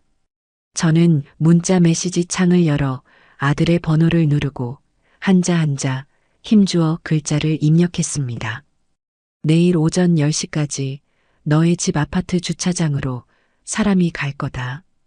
그 사람에게 내 차 키를 전해주어라. 마침표까지 찍고 나서 전송 버튼을 누르는 순간 심호흡을 했습니다. 돌이킬 수 없는 강을 건넌다는 것을 알았지만 후회는 없었습니다. 잠시 후 아들에게서 바로 전화가 걸려왔습니다. 저는 받지 않았습니다. 곧이어 문자 메시지가 도착했어요. 어머니, 갑자기 무슨 말씀이세요? 차 키는 왜요? 어디 술이라도 맡기시는 거예요? 아들의 문자에는 당혹감과 궁금증이 가득했습니다. 저는 그 문자를 물끄러미 내려다보았습니다. 아들의 저 어리둥절한 반응이 제가 의도했던 바였습니다. 제가 만약 술이나 다른 이유를 댔다면 며느리는 또 다른 거짓말을 꾸며내 차를 사용하지 못하게 막았을지도 모릅니다. 하지만 아무런 정보도 주지 않음으로써 그들은 그저 제 지시에 따를 수밖에 없게 된 것입니다. 저는 아들의 문자에 아무런 답장도 하지 않았습니다. 제 침묵이 가장 강력한 메시지가 될 것임을 알았기 때문입니다. 스마트폰을 뒤집어 식탁 위에 내려놓는 것으로 제 계획의 모든 준비는 끝이 났습니다. 그날 오후 저는 오랜만에 낮잠을 잤습니다. 폭풍이 오기 전에 고요함 속에서 저는 이상할 정도로 평온했습니다. 결전의 날 아침이 밝았습니다. 저는 평소와 다름없이 새벽에 눈을 떴지만 서두르지 않았습니다. 창밖은 아직 어두웠고 세상은 고요했죠. 저는 그 고요함 속에서 어젯밤의 결심을 다시 한번 다졌습니다. 오늘은 며느리 김아정의 세상에 작은 균열이 시작되는 날이 될 것입니다. 저는 굳이 아들 내외가 사는 아파트로 가지 않았습니다. 현장에서 소동을 벌이며 감정을 소모하고 싶지 않았어요. 이 모든 일은 멀리서 보이지 않는 손처럼 조종하는 것이 훨씬 더 효과적이라는 것을 저는 알고 있었습니다. 제 집 거실 소파에 앉아 저는 마치 지휘자처럼 보이지 않는 오케스트라의 연주를 기다렸습니다. 오전 9시 50분, 제 휴대폰이 짧게 울렸습니다. 박 사장이 보낸 문자였어요. 사모님, 약속 장소에 도착했습니다. 저는 알겠소. 라고 짧게 답장을 보냈습니다. 그리고 시간을 보았습니다. 10시가 가까워질수록 심장이 조금씩 빠르게 뛰는 것이 느껴졌습니다. 저는 눈을 감고 머릿속으로 주차장에서 벌어질 상황을 그려보았습니다. 박 사장과 그의 직원이 차 주변을 둘러보고 있을 테고 잠시 후 아들 녀석이 어리둥절한 표정으로 내려와 그들에게 차 키를 건네겠지요. 어머니께서 시키신 일인가요? 무슨 일 때문에 차를 보시는 거죠? 아들은 분명 이것저것 물어보려 하겠지만 박 사장은 제게 들은 대로 그저 묵묵히 자신의 일만 할 것입니다. 정확히 10시 5분이 되자 박 사장에게서 전화가 걸려왔습니다. 저는 심호흡을 한번 하고 전화를 받았습니다. 사모님, 차 키는 무사히 받았습니다. 아드님께서 무슨 영문인지 몰라 계속 묻는데 제가 사모님 지시라고만 말씀드렸습니다. 수고했소. 차 상태는 어떤가? 제 목소리는 저 자신도 놀랄 만큼 침착했습니다. 네, 사모님 말씀대로입니다. 외관에 흠집 하나 없고 내부도 아주 깨끗하게 잘 관리하셨네요. 주행거리도 짧아서 이건 거의 신차급입니다. 이 정도면 시세대로 아주 잘 받을 수 있습니다. 저희가 바로 매입하는 조건으로 3,850만 원까지 맞춰드리겠습니다.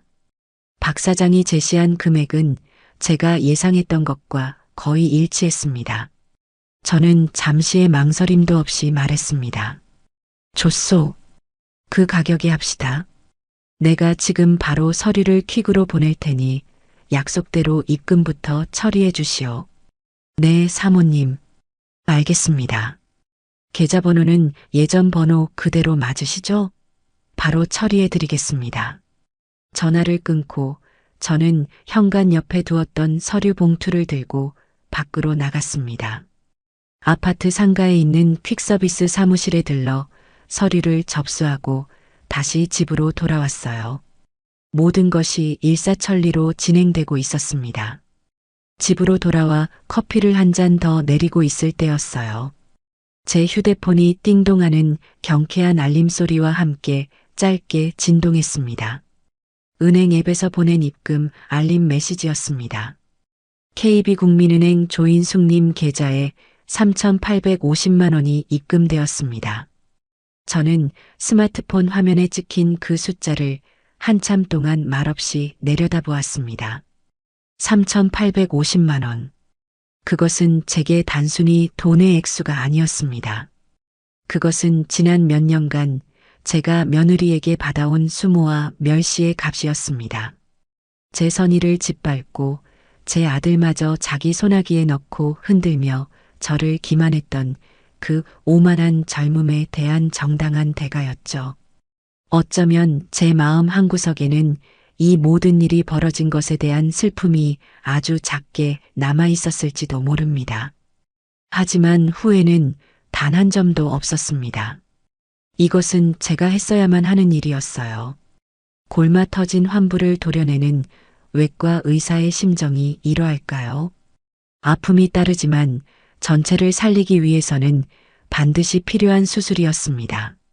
저는 입금 알림 메시지 화면을 캡처해 고의 저장해 두었습니다. 이것 또한 훗날 중요한 증거가 될 테니까요. 그날 오후 저는 무작정 집을 나섰습니다. 딱히 정해진 목적지는 없었어요. 그저 버스를 타고 창밖의 풍경을 한없이 바라보았습니다. 버스가 아들 내외가 사는 동네 근처를 지날 때 저는 충동적으로 버스에서 내렸습니다. 그리고 제 발걸음은 자연스럽게 그들의 아파트를 향하고 있었어요. 아파트 단지 안으로 들어가지 않고 길 건너편 상가 건물 앞에 서서 멀찍이 주차장을 바라보았습니다. 제 눈에 익숙했던 그 자리, 늘 하얀색 세단이 말끔하게 주차되어 있던 그 자리가 지금은 텅 비어 있었습니다. 뻥 뚫린 아스팔트 바닥만이 휑하게 드러나 있었죠. 다른 차들이 빼곡하게 들어선 주차장에서 유독 그 공간만이 거대한 구멍처럼 느껴졌습니다. 그 텅 빈 공간을 바라보고 있자니 이상하게도 제 마음속에 있던 응어리가 스르르 풀려나가는 기분이었습니다. 상실감이 아니었어요. 오히려 해방감이었습니다. 저 빈자리는 더 이상 문제가 존재하지 않는다는 증거였습니다. 며느리의 거짓말과 허영심이 주차되어 있던 자리가 이제는 깨끗하게 정화된 것입니다.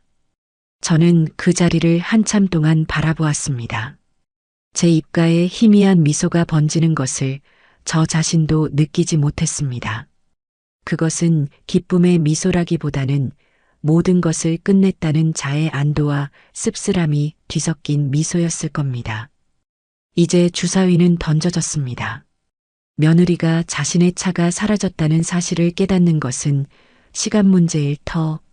저는 그 후폭풍을 온몸으로 맞을 준비가 되어 있었습니다. 저는 텅 빈 주차 공간을 마지막으로 한번 눈에 담고는 조용히 몸을 돌려 버스 정류장을 향해 걸었습니다.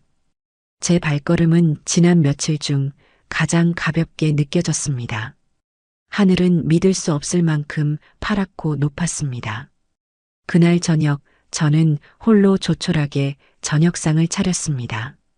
밥솥에서 갓 지은 밥을 퍼내고 냉장고에 있던 나물 반찬 몇 가지와 김치찌개를 데웠습니다. 며칠간 소화불량에 시달렸던 것이 거짓말처럼 밥맛이 꿀맛처럼 느껴졌어요. 어쩌면 마음의 평화가 최고의 소화제인지도 모르겠습니다.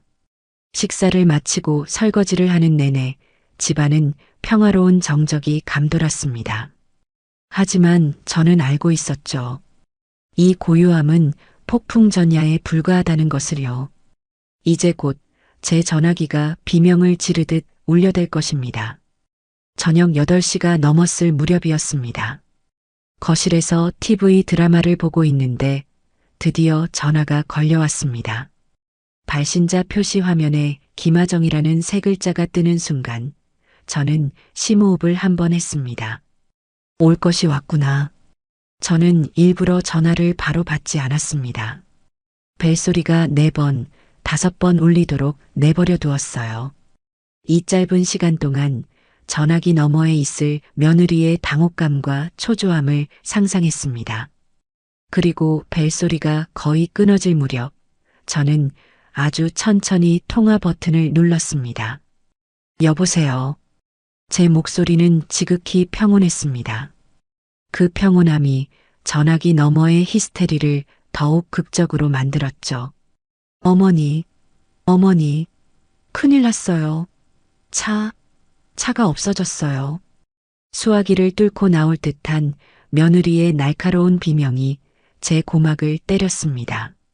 저는 전화기를 귀에서 살짝 떼었습니다. 차가 없어졌다니 그게 무슨 말이냐? 모르겠어요. 제가 지금 마트 좀 다녀오려고 나왔는데 주차장에 차가 없어요. 분명히 오전에 우석 씨가 주차해 놓은 걸 봤는데 도둑 맞았나 봐요. 어떡해요. 빨리 경찰에 신고해야 해요, 어머니. 며느리는 거의 울부짖고 있었습니다. 그 다급하고 혼란스러운 목소리를 듣고 있자니 제 마음속에서는 기묘한 만족감마저 피어올랐습니다. 자신의 소중한 것을 잃어버린 사람의 진짜 공포가 어떤 것인지 이제야 조금은 알게 되었을까요? 저는 소파 등받이에 편안하게 몸을 기댄 채 물을 한 모금 마셨습니다. 그리고 며느리의 광기가 절정에 달할 때까지 잠자코 기다려 주었죠. 어머니, 듣고 계세요? 왜 아무 말씀이 없으세요? 빨리 신고를. 호들갑 떨지 마라. 저는 며느리의 말을 차갑게 끊어버렸습니다. 제 나직하지만 단호한 한마디에 며느리의 비명소리가 순간 뚝 그쳤습니다. 네. 아니 어머니. 지금 이게 장난 같아요? 차가 없어졌다니까요. 제 발이 없어졌다고요. 며느리의 목소리에는 당혹감과 함께 제 태도에 대한 분노가 섞여들기 시작했습니다.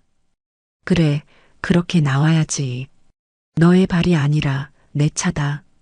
그리고 도둑 맞은 것도 아니야.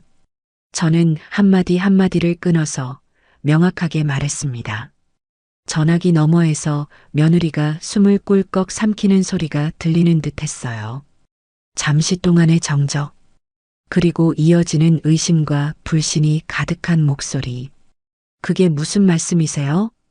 드디어 올 것이 왔습니다. 저는 이 순간을 위해 지난 며칠을 준비해 왔습니다. 제 입에서 나갈 다음 한마디가 이 모든 전쟁의 서막을 여는 신호탄이 될 것입니다. 저는 가장 평온하고 가장 무미건조한 목소리로 말했습니다. 그 차, 내가 팔았다. 전화기 너머에서는 아무 소리도 들리지 않았습니다.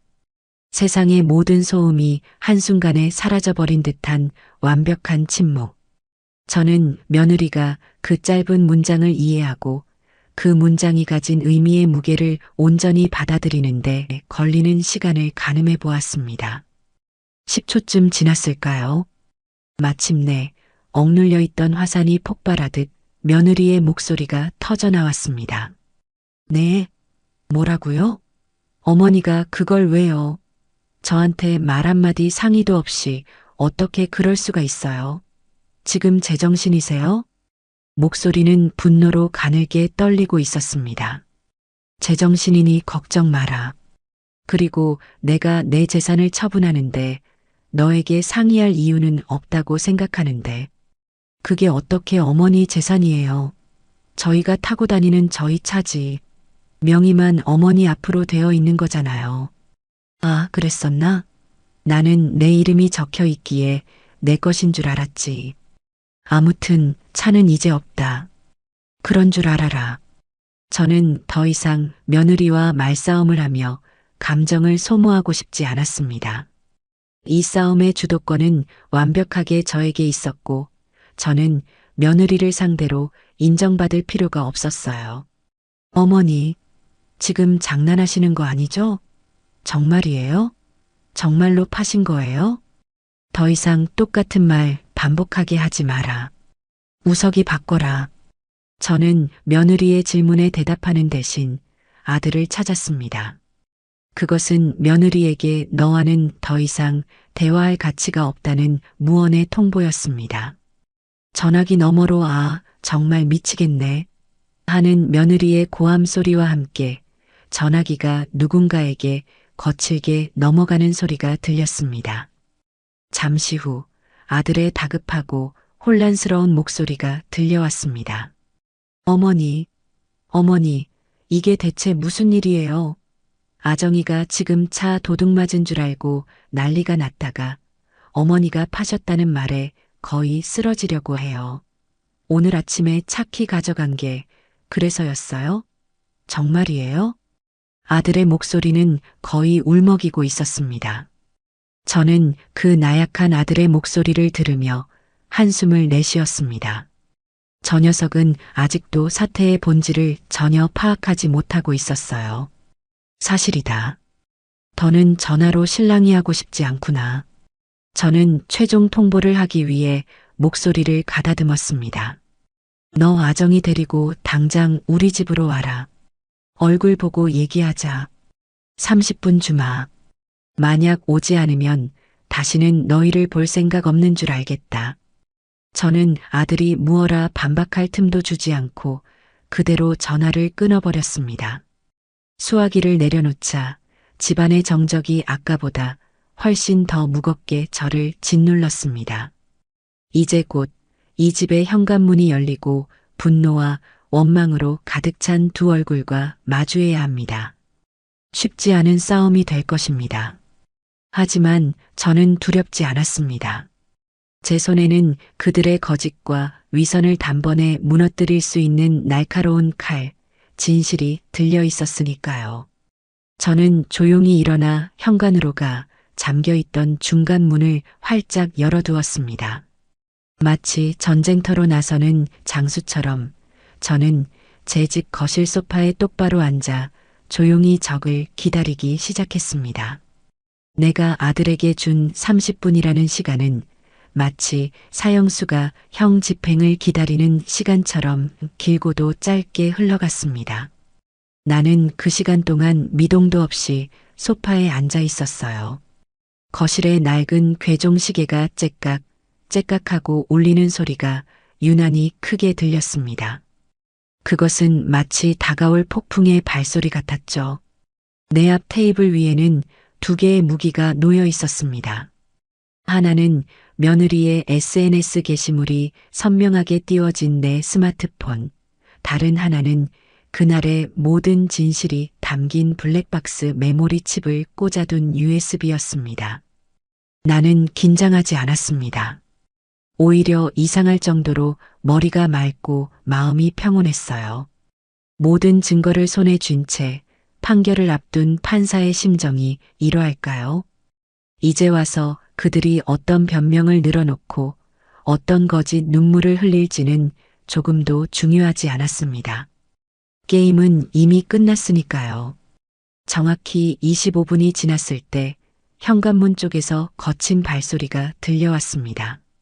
그리고 딩동, 딩동, 딩동 하고 신경질적으로 초인종이 울렸습니다. 나는 자리에서 천천히 일어나 현관으로 향했습니다. 문을 열자 예상했던 그대로의 얼굴들이 서 있었습니다. 며느리 김아정은 눈이 퉁퉁 붓고 얼굴이 벌겋게 상기된 채 나를 잡아먹을 듯이 노려보고 있었어요. 그 옆에 선 아들 우석이는 사색이 된 얼굴로 입술만 파르르 떨고 있었죠. 며느리는 내가 문을 열자마자 소리를 지르며 안으로 들이닥치려 했습니다. 어머니, 정말 너무하시는 거 아니에요. 어떻게 저희한테 이럴 수가 있어요. 하지만 나는 한 발짝도 비키지 않고 내 몸으로 현관을 막아선 채 낮은 목소리로 말했습니다.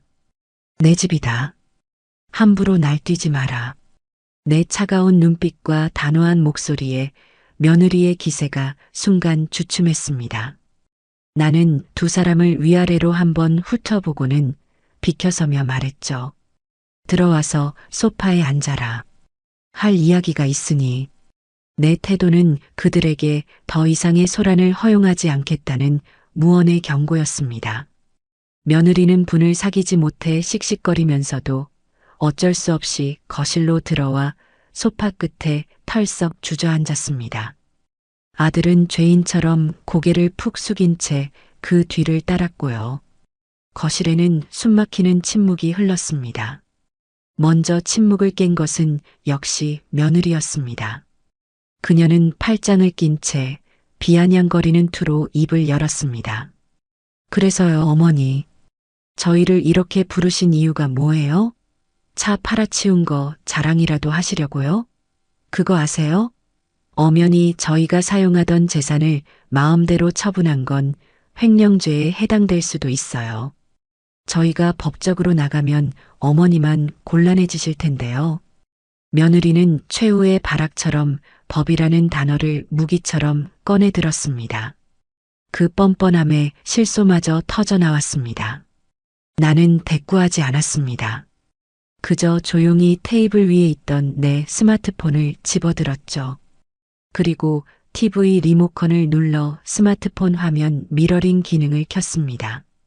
잠시 후 거실의 커다란 TV 화면에 며느리의 SNS 게시물이 대문짝만하게 떠올랐습니다.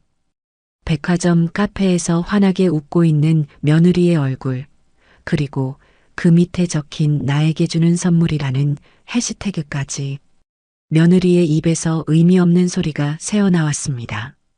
조금 전까지 당당하던 기세는 온데간데 없이 얼굴에서 핏기가 싹 가시는 것이 보였어요. 나는 그런 며느리의 얼굴을 차갑게 응시하며 말했습니다. 차가 고장나 정비소에서 4시간을 씨름했다던 사람이 참으로 행복하고 여유로운 표정이구나. 새로 산 구두는 마음에 들었니? 너에게 주는 선물이라니 참으로 좋았겠구나. 내 목소리는 얼음장처럼 차가웠고 그 안에는 깊은 경멸이 담겨 있었습니다. 며느리는 당황해서 눈동자를 미친 듯이 굴리며 변명을 쥐어짜냈습니다. 그건 예전 사진이에요. 맞아요. 작년에 찍었던 사진인데 어머니 놀라시게 하려고 그냥 장난으로. 참으로 어설프고 가소로운 거짓말이었습니다. 저 상황에서도 어떻게든 빠져나가 보려고 바둥거리는 모습이 애처롭기까지 했죠. 아들 녀석은 TV 화면과 며느리의 얼굴을 번갈아 보며 이미 상황이 어떻게 돌아가는지 어렴풋이 짐작한 듯 얼굴이 흙빛으로 변해 있었습니다. 나는 며느리의 변명을 가만히 듣고 있다가 조용히 고개를 끄덕여 주었습니다. 아, 예전 사진이라고? 장난이었다고? 그래, 그럴 수도 있겠지. 내 뜻밖의 수긍에 며느리의 얼굴에 잠시 안도하는 빛이 스치는 것을 나는 놓치지 않았습니다. 하지만 그것은 곧 절망으로 바뀔 터였습니다. 그렇다면 이것도 장난인지 한번 들어보렴. 나는 스마트폰 연결을 끊고 테이블 위에 있던 USB를 집어들어 TV 옆 단자에 꽂았습니다. 리모컨 버튼을 몇 번 누르자 TV 화면에 여러 개의 파일 목록이 나타났습니다. 나는 그중 파일을 하나를 선택하고 재생 버튼을 눌렀습니다. 화면에는 낯익은 백화점 지하 주차장의 풍경이 나타났지만 나는 일부러 영상은 최소화하고 스피커 볼륨을 최대로 키웠습니다. 잠시 후 거실 전체에 며느리의 목소리가 생생하게 울려 퍼지기 시작했습니다. 아, 진짜 오늘 쇼핑 대박이었어.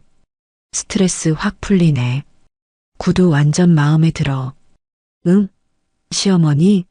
아, 맞다. 나 오늘 시어머니랑 점심 약속 있었지. 명랑하게 웃으며 친구와 통화하는 며느리의 목소리. 몰라. 아침에 전화해서 초복이라고 삼계탕 사달라길래 알았다고 하고 그냥 나왔지. 지금쯤 목 빠지게 기다리고 계실걸? 어떡하냐고? 뭘 어떡해. 차 고장 났다고 뻥쳤지. 늙으면 입맛만 살아가지고 유난이야 정말. 늙으면 입맛만 살아가지고 그 구절이 재생되는 순간 나는 고개를 숙이고 있던 아들의 어깨가 크게 움찔하는 것을 보았습니다. 며느리는 이제 두 손으로 얼굴을 감싸쥔 채 아무 소리도 내지 못하고 있었습니다. 하지만 잔인한 심판은 아직 끝나지 않았습니다. 우리 우석 씨? 그 사람은 내가 하자는 대로 다 해. 엄마한테는 꼼짝도 못하면서 마누라 말은 하늘처럼 알거든. 아무튼 나 이제 시어머니한테 가봐야 하니까 먼저 끊는다. 주말에 또 봐. 자신의 남편을 조롱하고 시어머니를 기만하는 그 모든 대화가 끝났을 때 거실에는 무덤 같은 침묵이 흘렀습니다. 괴종식의 소리마저 들리지 않는 듯 했어요. 며느리는 이제 소파에 거의 쓰러지듯 엎드려 온몸을 덜덜 떨고 있었습니다. 아들은 두 손으로 마른 세수를 하며 차마 고개를 들지 못했습니다. 나는 그들을 잠시 동안 침묵 속에 내버려 두었습니다. 자신들의 죄와 마주하고 그 무게를 온전히 느끼게 해줄 시간이 필요했으니까요. 그리고 마침내 내가 입을 열었습니다. 내 목소리는 더 이상 분노에 차 있지도 슬픔에 젖어 있지도 않았습니다. 그저 모든 것을 끝내는 자의 마지막 선고처럼 건조하고 서늘하게 울려 퍼졌습니다. 이제 알겠느냐? 내가 왜 차를 팔았는지. 내 말에 아들이 천천히 고개를 들었습니다. 그의 눈은 핏발이 서 있었고 그 안에는 형언할 수 없는 수치심과 절망, 그리고 아주 작은 애원이 담겨 있었습니다. 내가 너희에게 사주었던 그 차는 너희의 편안한 발이 되라고 사준 것이었다. 그런데 너 김하정, 너는 그 차를 너의 거짓말과 오만을 실어 나르는 흉기로 사용했다. 너는 그 차를 타고 나를 속였고 나를 조롱했으며 내 아들마저 우습게 만들었어. 그런 흉기는 더 이상 존재할 이유가 없다. 그래서 내가 없애버린 것이다. 나는 며느리를 향해 차갑게 말하고는 시선을 아들에게로 옮겼습니다. 그리고 웃어가. 너는 내 어미가 지난 몇 년간, 그리고 바로 엊그제, 이따위 모욕과 능멸을 당하는 동안 대체 무엇을 하고 있었지? 정말 아무것도 몰랐느냐? 몰랐다면 너는 내 가정을 돌볼 능력도 없는 무능한 가장인 것이고, 만약 알면서도 침묵했다면 너는 모든 일의 공범이자 불효자다. 어느 쪽이든 너는 내 아비 얼굴을 볼 낯이 없는 놈이야. 아들은 내 말에 아무런 대꾸도 하지 못하고 그저 눈물만 뚝뚝 흘리고 있었습니다. 나는 자리에서 일어났습니다. 그리고 현관문을 가리키며 마지막 말을 내뱉었습니다. 김하정, 너는 오늘 이 시간부로 더 이상 내 며느리가 아니다. 나는 너 같은 아이를 며느리로 둔 적이 없다. 그리고 너 웃어가. 저 여자와 내 어미 사이에서 너의 길을 똑똑히 정해라. 지금 당장 둘 다 내 집에서 나가. 내 마지막 말은 사형 선고와도 같았습니다. 거실의 공기는 얼음처럼 차갑게 얼어붙었고 시간은 영원처럼 멈춰버린 듯 했습니다. 그렇게 길고 길었던 심판의 밤이 막을 내리고 있었습니다. 내 마지막 말이 거실의 공기를 가르자 엎드려 있던 며느리 김하정이 스프링처럼 튕겨 일어나 나를 노려보았습니다. 그녀의 눈은 더 이상 분노나 슬픔이 아니었어요. 모든 것을 잃은 자의 공허함과 도끼만이 서려 있었습니다. 그녀는 무어라 소리를 지르려다 이내 입술을 깨물고는 아무 말 없이 현관으로 달려나갔습니다. 쾅! 하고 문이 닫히는 소리는 그녀가 이 집에서 자신의 존재를 지워버리는 마지막 발악처럼 들렸습니다. 그렇게 며느리는 자신의 죄가 만천하에 드러난 수치심을 감당하지 못하고 도망치듯 내 시야에서 사라졌습니다. 며느리가 떠난 뒤 거실에는 아들 우석이와 나 단둘만이 남았습니다. 아들은 여전히 소파 앞에 미동도 없이 못 박힌 듯 서 있었습니다. 그의 커다란 등이 파도처럼 오르내리는 것을 보니 그가 얼마나 격렬하게 울음을 참고 있는지 알 수 있었어요. 아내에게는 배신감을, 어머니에게는 죄스러움을, 그리고 스스로에게는 끝없는 환멸을 느끼고 있겠지요. 나는 아무 말 없이 그를 내버려 두었습니다. 지금 그에게 필요한 것은 위로가 아니라 자신의 잘못을 온전히 직면할 시간이었습니다. 얼마나 지났을까요? 아들은 더 이상 버티지 못하고 그 자리에 털썩 주저앉았습니다. 그리고는 이내 소파를 붙잡고 아이처럼 목 놓아 울기 시작했습니다. 어머니, 어머니 마흔이 넘은 아들의 처절한 울음소리가 텅 빈 거실을 가득 메웠습니다. 그것은 단순히 슬픔의 눈물이 아니었어요. 자신의 나약함과 비겁함에 대한 통렬한 자책이자 뒤늦은 후회의 절규였습니다. 제가 다 잘못했습니다, 어머니. 아정이가 저러는 거 사실은 알고 있었습니다. 아들은 울음 섞인 목소리로 더듬더듬 고백을 시작했습니다.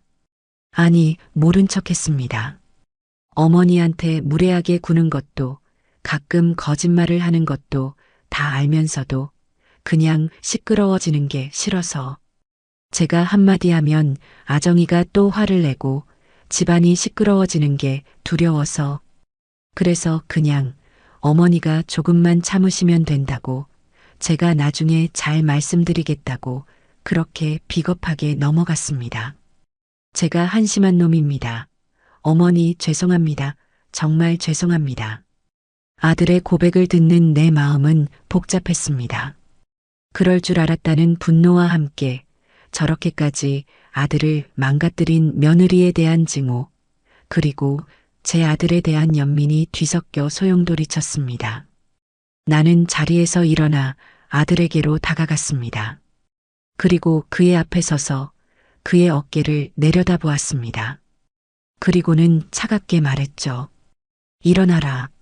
아들은 고개를 들지 못한 채 계속 흐느꼈습니다. 나는 목소리를 조금 더 높였습니다. 어서 일어나라고 했다. 언제까지 그렇게 바닥에 주저앉아 있을 거냐. 내가 흘리는 눈물이 내 죄를 씻어준다고 생각하지 마라. 눈물은 가장 쉬운 자기 연민일 뿐이다. 내 매정한 말에 아들은 울음을 그치고 천천히 고개를 들었습니다. 그의 얼굴은 눈물과 콧물로 범벅이 되어 있었어요. 이제라도 정신을 차렸으면 됐다. 너는 내 가정을 지키지 못했고 내 어미도 지키지 못했다. 무엇보다 너 자신을 지키지 못했어. 내 아내의 등살에 밀려 너 자신의 주관도 자존심도 다 내팽개친 거다. 그 결과가 바로 오늘이야. 똑똑히 봐라. 이것이 너의 비겁함이 만들어낸 비극이다. 나는 아들을 일으켜 세웠습니다. 그리고 그의 눈을 똑바로 보며 말했죠. 내 인생이다. 내가 바로 세워야지. 내 아내를 찾아가 용서를 하고 다시 시작할지 아니면 이대로 새로운 길을 갈지는 전적으로 너의 선택에 달렸다. 하지만 한 가지만은 명심해라. 다시는 내 어미나 내 아내 뒤에 숨어서 비겁하게 살지 마라. 너 자신의 목소리를 내고 너의 책임을 져라. 그것이 진짜 어른이고 진짜 사내다. 그날 밤 아들은 늦게까지 내 곁을 떠나지 못했습니다. 우리는 더 이상 많은 말을 하지 않았어요. 하지만 그 침묵 속에서 아들이 지난 세월 동안 잃어버렸던 아들의 자리를 되찾고 있음을, 그리고 나 또한 어머니의 자리를 다시금 확인하고 있음을 느낄 수 있었습니다. 며칠이 흘렀습니다. 아들은 며느리가 친정으로 돌아갔다는 소식을 전해왔습니다. 며느리의 부모는 자초지종을 듣고 노발대발하며 당장 이혼하라고 소리쳤지만 며느리는 아무 말 없이 방에만 틀어박혀 있다고 했어요. 아들은 며칠간의 고민 끝에 아내와 다시 한번 이야기해 보기로 결심했다고 제게 말했습니다. 저는 그저 아들의 결정을 존중한다고만 말해주었죠. 그리고 며칠 뒤 저는 아들을 집으로 불렀습니다. 나는 아들 앞에 통장 하나를 내밀었어요. 이게 뭐예요, 어머니? 그 차를 판 돈이다. 나는 통장을 열어 아들에게 보여주었습니다.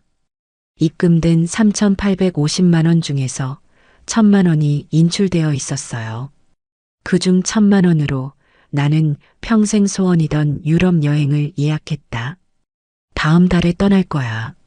내 아비 없이 혼자 몸으로 너를 키우면서 나 자신을 위해 무언가를 해본 기억이 없더구나. 더 늙기 전에 내게도 선물을 하나 해주고 싶었다. 아들은 아무 말 없이 통장을 내려다보았습니다. 나는 남은 돈이 들어있는 통장을 아들의 손에 쥐어주며 말했습니다. 그리고 이 남은 돈은 너에게 주는 내 마지막 지원이다. 아들이 깜짝 놀라 고개를 들었습니다. 어머니, 제가 이걸 어떻게 받아요? 이건 어머니 돈이잖아요. 아니다. 이건 너의 돈이다. 정확히는 너의 새로운 시작을 위한 종잣돈이다. 이 돈을 가지고 너의 가정을 너의 힘으로 다시 일으켜 세워봐라. 아내와 함께 상담을 받든 작은 집이라도 너의 힘으로 다시 구하든 온전히 너의 책임 아래 사용해라. 그리고 앞으로는 어미에게 손 벌릴 생각은 추호도 하지 마라. 너는 이제 한 가정의 가장이니까. 내 말은 지원이었지만 동시에 냉정한 독립선언이었습니다. 더 이상 아들의 인생에 깊이 관여하며 그의 짐을 대신 짊어주지 않겠다는 선언이었죠. 아들은 통장을 든 채 한참을 망설이다가 이내 결심한 듯 제게 깊이 고개를 숙였습니다. 네, 어머니. 명심하겠습니다. 정말 감사합니다. 그리고 죄송합니다. 아들이 돌아가고 난 뒤 저는 홀로 거실에 남아 창밖을 바라보았습니다. 후련하면서도 한편으로는 가슴 한쪽이 아릿했습니다. 자식을 품에서 떠나보내는 어미의 마음이 이런 것일까요? 하지만 저는 알고 있었습니다. 이것이 저와 제 아들, 그리고 위태롭던 우리 가족 모두에게 가장 최선의 길이라는 것을요. 이제 우리는 각자의 자리에서 각자의 힘으로 새로운 길을 걸어가야만 했습니다. 그렇게 폭풍 같은 여름이 지나고 가을과 겨울을 거쳐 다시 새로운 해가 밝았습니다. 1년이라는 시간이 쏜살같이 흘러갔습니다. 그동안 우리 가족에게는 많은 변화가 있었습니다. 가장 큰 변화는 아들 우석이었습니다. 아들은 그날 이후 완전히 다른 사람이 되었어요. 더 이상 아내와 나 사이에서 눈치를 보며 전전긍긍하던 나약한 남자가 아니었습니다. 아들은 주말마다 꼬박꼬박 나를 찾아왔습니다. 예전처럼 의무감에 마지못해 오는 것이 아니었어요. 그의 방문에는 진심 어린 애정과 관심이 담겨 있었습니다. 그는 찾아와서 내가 좋아하는 과일을 한 알음 사다 주거나 집안의 전구를 갈아주고 무거운 물건을 옮겨주는 등 꾸준 일을 도맡아 했습니다. 우리는 예전처럼 어색하게 TV만 보는 대신 함께 식사를 하고 차를 마시며 많은 대화를 나누었습니다. 아들은 자신의 회사 이야기, 친구 이야기, 그리고 아내와의 관계에 대한 고민까지 솔직하게 털어놓았습니다. 아들은 며느리와 함께 몇 달간 부부 상담을 받았다고 했습니다. 처음에는 서로를 비난하기 바빴지만 상담을 통해 각자의 문제점을 깨닫게 되었다고 했어요. 며느리는 자신의 이기심과 허영심을, 아들은 자신의 회피적인 성향과 무책임함을 인정하게 되었다고요. 아들은 며느리에게 확고한 원칙을 세웠다고 했습니다. 나의 어머니에게 무례하게 구는 것은 곧 나에게 무례하게 구는 것이다. 다시는 그런 일이 없도록 해달라. 고요. 그 말을 하는 아들의 얼굴에서 저는 비로소 한 가정의 가장다운 듬직함을 보았습니다. 저는 약속대로 가을에 혼자 유럽으로 떠났습니다. 한 달간 파리의 에펠탑을 보고 로마의 콜로세움을 거닐며 스위스의 알프스 설산을 바라보았습니다. 평생 남편과 자식만을 위해 살았던 제가 오롯이 저 자신만을 위한 시간을 보내는 것은 처음이었습니다. 저는 그곳에서 낯선 사람들과 웃고 맛있는 음식을 먹으며 제 인생을 되돌아보았습니다. 그리고 깨달았죠. 제가 제 인생의 주인으로 바로 서야 제 자식들도 바로 설 수 있다는 것을요. 여행에서 돌아왔을 때 저는 한결 가볍고 단단해진 저 자신을 발견할 수 있었습니다. 그러던 어느 봄날이었습니다. 아들이 저녁을 먹자며 저를 찾아왔는데 그의 손에 하얀 편지 봉투 하나가 들려 있었습니다. 어머니, 이거 아정이가 어머니께 꼭 좀 전해달라고 부탁했어요. 며느리가 보낸 편지였습니다. 저는 순간 망설였습니다. 그 아이의 변명을 또다시 마주할 자신이 없었기 때문입니다. 그런 내 마음을 읽었는지 아들이 말했습니다. 어머니, 한 번만 읽어봐 주세요. 진심을 담아 쓴 편지예요. 저는 아들의 말에 못 이기는 척 편지를 받아들었습니다. 그리고 거실 소파에 앉아 조심스럽게 봉투를 열었습니다. 안에는 며느리의 단정한 글씨체로 빼곡하게 채워진 편지지 여러 장이 들어 있었습니다. 어머님께 죄인 김아정입니다. 어떤 말로 이 편지를 시작해야 할지 몇 날 며칠을 고민했습니다. 제 잘못이 너무도 크고 깊어 감히 어머님께 용서를 구한다는 말조차 꺼낼 용기가 나지 않습니다. 작년 그날 어머님 댁 거실에서 제가 저지른 모든 잘못들이 영상과 음성으로 재생되었을 때 저는 차라리 그 자리에서 땅으로 꺼져버리고 싶었습니다. 부끄러움과 수치심에 앞서 제 자신이 얼마나 끔찍하고 이기적인 인간이었는지를 깨닫고 소름이 끼쳤습니다. 저는 그동안 제가 똑똑하고 세련된 사람이라고 착각하며 살아왔습니다. 어머님의 관심과 사랑을 촌스러운 구속이라 여겼고 우석 씨의 착한 마음을 나약함이라 여기며 제 마음대로 조종하려 했습니다.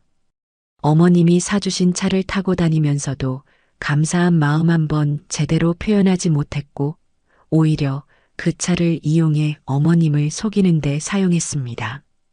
초복날 어머님을 4시간이나 기다리게 하면서도 저는 죄책감은커녕 귀찮은 의무를 피했다는 생각에 기뻐했습니다. 어머님의 생신날 정성껏 차려주신 음식을 외면했던 일, 돈을 빌리고도 뻔뻔하게 갚지 않았던 일, 어머님이 해주신 반찬을 몰래 버리고 어머님의 살림살이를 흉보았던 그 모든 순간들이 지금 제 가슴을 매일같이 핥히고 있습니다. 그 차가 사라졌을 때 저는 제 세상이 무너지는 것 같았습니다. 하지만 이제와 생각해보니 어머님은 제 차를 빼앗아 가신 것이 아니라 제게 씌어있던 허영과 거짓의 껍데기를 벗겨주신 것이었습니다. 그 일이 없었다면 저는 아마 평생 제 잘못을 깨닫지 못하고 결국에는 우석 씨와 제 자신마저 망가뜨렸을 겁니다. 어머님, 감히 용서해달라는 말씀은 드리지 않겠습니다. 다만 제게 시간을 주십시오. 제 잘못을 깊이 뉘우치고 새로운 사람으로 살아갈 기회를 주십시오. 언젠가 제가 정말로 변화된 모습을 보여드릴 수 있을 때, 그때 다시 한번 어머님을 찾아뵙고 제 입으로 직접 사죄의 말씀을 올리고 싶습니다. 죄송하고 또 죄송합니다. 편지를 다 읽었을 때 제 눈가에는 저도 모르게 눈물이 맺혀 있었습니다. 그것은 분노나 슬픔의 눈물이 아니었어요. 한 인간의 진심 어린 참회와 변화의 가능성에 대한 희미한 감동 같은 것이었습니다. 저는 편지를 곱게 접어 봉투에 다시 넣었습니다. 그리고 다시 여름이 왔습니다. 작년의 그날처럼 푹푹 찌는 초복날이었습니다. 저는 그날의 기억 때문에 일부러 아무 약속도 잡지 않고 집에서 조용히 책을 읽고 있었습니다. 오후 늦게 초인종이 울렸습니다. 인터폰을 보니 아들 우석이가 서 있었어요. 그의 손에는 커다란 보온 냄비가 들려 있었습니다. 문을 열어주자 아들이 환하게 웃으며 말했습니다. 어머니, 식사하셨어요? 초복인데 그냥 지나갈 수 없어서요. 그런데 아들의 등 뒤에 누군가 더 서 있었습니다. 고개를 푹 숙인 채 어쩔 줄 몰라 하는 며느리 김아정이었습니다. 그녀의 얼굴에는 화장기가 거의 없었고 옷차림도 수수했습니다. 그녀의 손에는 명품백 대신 직접 만든 듯한 나물 반찬이 담긴 작은 반찬통이 들려 있었어요. 며느리는 저와 눈이 마주치자 깊이 고개를 숙였습니다. 거의 90도로 허리를 꺾은 그녀의 어깨가 가늘게 떨리고 있었습니다. 어머님, 저 아정이에요. 그동안 안녕하셨어요? 그리고는 한참 동안 아무 말도 하지 못하다가 겨우 작은 목소리로 덧붙였습니다. 죄송했습니다. 정말 모든 것이 제 잘못이었어요. 아들이 옆에서 거들었습니다. 어머니, 제가 오늘 아침부터 압력솥에 직접 삼계탕을 끓였어요. 아정이는 옆에서 돕고요. 작년에 어머니 혼자 드시게 한 게 마음에 걸려서요. 나는 잠시 동안 아무 말 없이 내 앞에 서 있는 두 사람을 바라보았습니다.